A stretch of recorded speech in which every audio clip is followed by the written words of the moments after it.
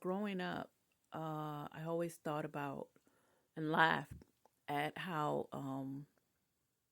people would always try to dumb down you, so to speak. And I thought about my mother. She would always say, "No, don't say that," or "No, don't do that." And it wasn't out of line. It was just that being outspoken and being courteous and saying how you feel at some point in some people's lives, it just wasn't feasible for all. But being humble, there's nothing wrong with that. And I've always been that type of person. So now when people see you in a humble state, they look at you as being weak. But when you speak out, they look at you as being cocky or uh, someone that feels as though you're better than others. So really, you can't please no one.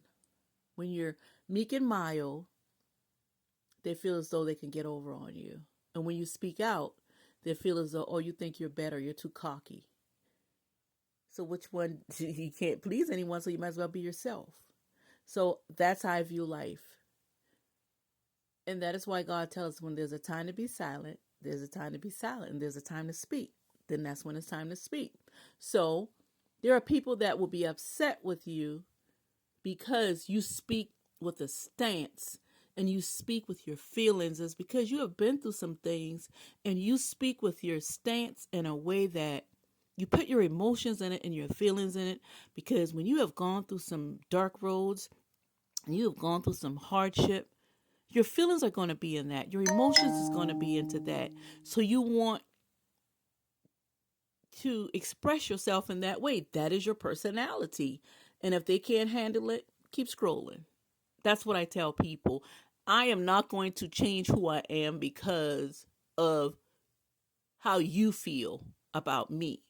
Because if you don't have the confidence within yourself to speak out or to speak up for yourself and you allow people to run over you or to tell you what to do or how to do it or how fast to get there, I can't help you in that area. And because you don't have the strength within yourself, you want to down everyone that has the strength for themselves, then that sounds like a you problem and not a me problem. And you're not God in my life to guide me. I serve a higher power who is God, who dictate to me and tell me how to do things and how to conduct my life. Humans cannot direct my step, only God can. And if he gave me this personality, the way that I should act, the way that I should think, talk, and walk, then I'm going to listen to him because he tells me how to react. He tells me how to speak with a certain stance. He tells me how to conduct myself. This is who I am. This is how I am. This is how I was born. And if this does not please who you are, then you don't have to listen.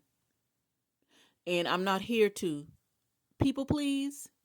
I am here to give the message. And if you don't want to listen to it, I cannot force it on you.